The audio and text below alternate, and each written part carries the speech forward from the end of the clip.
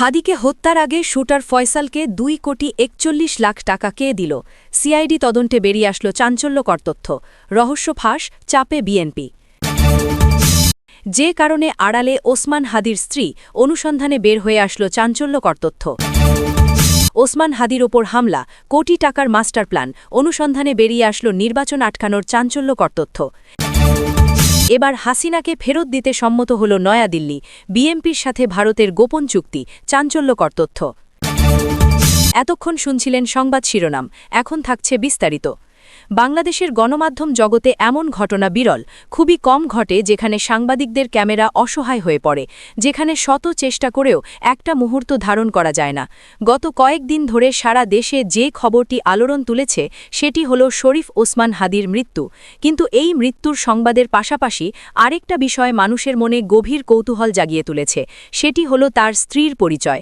কে এই রহস্যময় নারী, যাকে আজ পর্যন্ত কেউ দেখতে পায়নি? কেন তিনি এত আড়ালে থাকেন?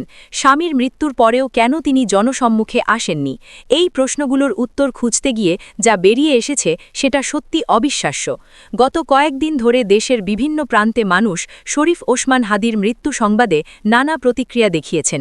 কেউ শোকে মুহ্যমান, কেউ বা স্বস্তির নিঃশ্বাস ফেলেছেন।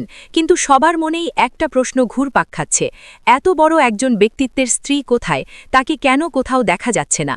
সাধারণত এ ধরনের পরিস্থিতিতে পরিবারের সদস্যরা সামনে আসেন, মিডিয়ার মুখোমুখি হন, কিন্তু এখানে দৃশ্যপট সম্পূর্ণ ভিন্ন। যেন এক অদৃশ্য মানুষের কথাই বলা হচ্ছে, যেন তার কোনো অস্তিত্বই নেই। এই রহস্য ভেদ করতে গিয়ে সাংবাদিকরা যা জানতে পারলেন তা এক অনন্য গল্পের জন্ম দিল। হাসপাতালের মর্গে সেদিন ভোর থেকেই জমায়েত শুরু হয়। সাংবাদিক, ক্যামেরাম্যান, সাধারণ মানুষ সবাই অপেক্ষায়, কখন আসবেন পরিবারের সদস্যরা, কখন দেখা যাবে সে রহস্যময় স্ত্রীকে যাকে এতদিন কেউ দেখেনি। ঘণ্টার পর ঘণ্টা কেটে যাচ্ছিল, ক্যামেরা লেন্স প্রস্তুত, সবাই সতর্ক। একটা গাড়ি এলেই ক্লিক ক্লিক শব্দ শুরু হয়ে যায়, কিন্তু সেই মুহূর্তটি কখনো আসে না যখন সেই মুখ দেখা যাবে। সকাল 9টার দিকে হঠাৎ একটা গাড়ি এসে থামল হাসপাতালের গেটে। সঙ্গে সঙ্গে পরিবেশ বদলে গেল হাসপাতালের। স্টাফরা যেন আগে থেকেই প্রস্তুত ছিলেন, তারা দ্রুত এগিয়ে গেলেন। সাথে ছিল বিশাল আকারের 2টা চলমান পর্দা। এই পর্দা দেখে সবাই বুঝল যে এবার কিছু একটা ঘটতে যাচ্ছে। গাড়ির দরজা খোলার আগেই সেই পর্দা দিয়ে গাড়িটিকে সম্পূর্ণভাবে ঘিরে ফেলা হলো। ভেতরে কে আছেন তা দেখার কোনো উপায় রইল না। সাংবাদিকরা গাছে যাওয়ার চেষ্টা করলেন, কিন্তু নিরাপত্তা কর্মীরা কঠোরভাবে সবাইকে দূরে সরিয়ে রাখলেন। কেউ কেউ উঁচু জায়গায় উঠে দেখার চেষ্টা করলেন, কিন্তু সেই পর্দার উচ্চতা এতটাই বেশি ছিল যে কোনোভাবেই ভেতরে দৃষ্টি ফেলা সম্ভব হল না। এক সাংবাদিক জানালেন যে তিনি 15 বছর ধরে এই পেশায় আছেন, কিন্তু এমন দৃশ্য কখনোই দেখেননি। সাধারণ মানুষ প্রচার চায়, ক্যামেরার সামনে আসতে চায়, কিন্তু এখানে উল্টো চিত্র। এখানে আড়াল চাওয়া হচ্ছে, এবং সে আড়াল এতটাই নিখুঁত যে একটা ছায়াও ধরা পড়ছে না। পর্দার আড়ালে কি হচ্ছিল সেটা জানার কোনো উপায় নেই। শুধু অনুমান করা যাচ্ছিল যে ভেতরে কেউ একজন গাড়ি থেকে নামছেন, তারপর ধীরে ধীরে মর্গের দিকে এগিয়ে যাচ্ছেন সেই চলমান পর্দা। তার সাথে সাথেই চলছে যেন একটা চলন্ত দেওয়াল, যেন একটা অদৃশ্য দুর্গ। কেউ ভেতরে ঢুকতে পারছে না, কেউ বাহির থেকে দেখতেও পারছে না। হাসপাতালের ভেতরে যারা ছিলেন তাদের কাছ থেকে পরে কিছু তথ্য জানা যায়। তারা বলেছেন যে মর্গে প্রবেশের আগে সেখানকার সব পুরুষ স্টাফদের বাইরে যেতে বলা হয়, শুধু মহিলা স্টাফরা ভেতরে ছিলেন, এবং তারাও নির্দেশনা পেয়েছিলেন যে কোনো ছবি তোলা যাবে না, মোবাইল ফোন বাইরে রাখতে হবে। এই নির্দেশনা এতটাই কঠোরভাবে মানা হয়েছিল যে ভেতরে কি ঘটছে তার কোনো রেকর্ডও ছিল না। একজন মহিলা স্টাফ পরে অফ দ্য রেকর্ডে জানিয়েছিলেন যে ভেতরে একজন নারী এসেছিলেন, তিনি পূর্ণ পর্দায় ছিলেন, মাথা থেকে পা পর্যন্ত কালো কাপড়ে ঢাকা, শুধু চোখও দেখা যাচ্ছিল না। হাতে মোজা ছিল, পায়ে মোজা ছিল, কোনো অংশ উন্মুক্ত ছিল না। তিনি তার স্বামীর মরদেহের পাশে দাঁড়িয়েছিলেন কিছুক্ষণ। কি বলেছিলেন বা কেঁদেছিলেন কিনা সেটাও জানা যায়নি, কারণ কেউ কাছে যাওয়ার সাহস পায়নি। শুধু দূর থেকে দেখেছেন যে তিনি স্থির হয়ে দাঁড়িয়েছিলেন বেশ কিছুক্ষণ। মর্গ থেকে বের হওয়ার সময় একই দৃশ্য, সেই বিশাল পর্দা আবারও সক্রিয় হল। গাড়ি পর্যন্ত পৌঁছে দেওয়া হলো তাকে। কেউ একটা ছায়াও দেখতে পেল না। গাড়ি চলে গেল, সাংবাদিকরা হতভাগ হয়ে দাঁড়িয়ে রইলেন। এত প্রস্তুতি নিয়ে এসেছিলেন, কিন্তু একটা ফ্রেমও পেলেন না। এই ঘটনার পর সবার সামনে একটাই প্রশ্ন জমা হতে থাকল, কে এই নারী? কেন এতটা কঠোরভাবে পর্দা মানেন তিনি?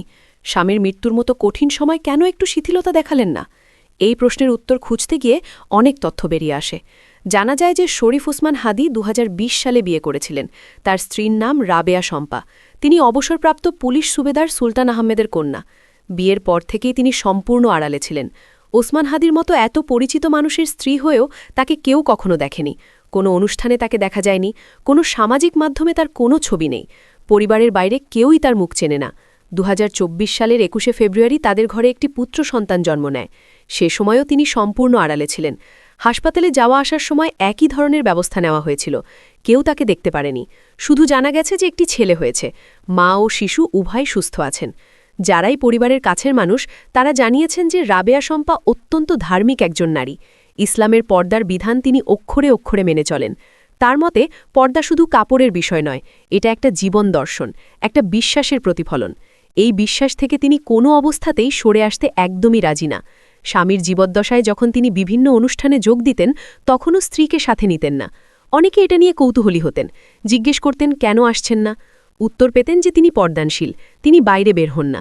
এর উত্তরে কেউ সন্তুষ্ট হতেন, কেউ বিস্মিত হতেন, কিন্তু কেউই তাকে কখনোই দেখার সুযোগ পাননি। ওসমান হাদির মৃত্যুতে যখন দেশ জুড়ে তোলপাড় শুরু হলো তখন অনেকেই ভাবলেন এবার তো স্ত্রীকে সামনে আসতে হবে, মিডিয়ার সামনে কথা বলবেন, কিন্তু তিনি আসেননি। আবারও স্বজন হারানোর বেদনায় শেখ হাসিনা, তবে এবার নিজের নয়, ভালুকায় ঘটে যাওয়া নৃশংস হত্যাকাণ্ডে নিহত দীপু দাসের বাবার সঙ্গে কথা বলেছেন শেখ হাসিনা। বিশ্লেষকদের মতে সংবেদনশীল ও আবেগঘন পরিস্থিতিতে থাকা পরিবারটির অসহায়ত্বের সুযোগ নিয়ে নিজের রাজনৈতিক এজেন্ডা বাস্তবায়নে মজেছেন শেখ হাসিনা। একটি ফেসবুক লাইভে তিনি কথা বলেন, যা শুনলে যে কোনো বিবেকবান মানুষের মনে ঘৃণা উদ্রেক হতে বাধ্য। সামাজিক যোগাযোগ মাধ্যমে ছড়িয়ে পড়া ভিডিও ক্লিপটি পর্যালোচনায় দেখা গেছে, কথোপকথনের সময় শোকাহত দীপু দাসের বাবাকে পাশ থেকে কেউ একজন নিচু স্বরে কথা শিখিয়ে দিচ্ছিলেন। দৃশ্যত কী বলতে হবে, কার নাম উল্লেখ করতে হবে, সে বিষয়ে তাকে নির্দেশনা দেওয়া হচ্ছিল। বিশ্লেষকদের মতে একজন সদ্য সন্তানহারা বাবাকে এভাবে রাজনৈতিক বয়ান তৈরির হাতিয়ার হিসেবে ব্যবহার করার বিষয়টি নৈতিক প্রশ্নের বড় প্রশ্ন জন্ম দিয়েছে। ফোন আলাপের এক পর্যায়ে শেখ হাসিনা প্রসঙ্গ ঘুরিয়ে ইনকিলাব মঞ্চের মুখপাত্র শরীফ ওসমান হাদির ওপর হামলার বিষয়ে মন্তব্য করেন। ইনকিলাব মঞ্চ এবং প্রত্যক্ষদর্শীদের অভিযোগ ও তথ্য প্রমাণ অনুযায়ী নিষিদ্ধ ঘোষিত ছাত্রলীগের সন্ত্রাসীরাই হাদিকে গুলি করেছেন, অথচ শেখ হাসিনা দাবি করছে ওসমান হাদিকে তার নিজের লোক হত্যা করেছে। সুদূর ভারতে অবস্থান করে এমন দাবিকে রাজনৈতিক পর্যবেক্ষকরা উদ্দেশ্যপ্রণোদিত ও প্রকৃত অপরাধীদের আড়াল করার চেষ্টা হিসেবে অভিহিত করেছেন।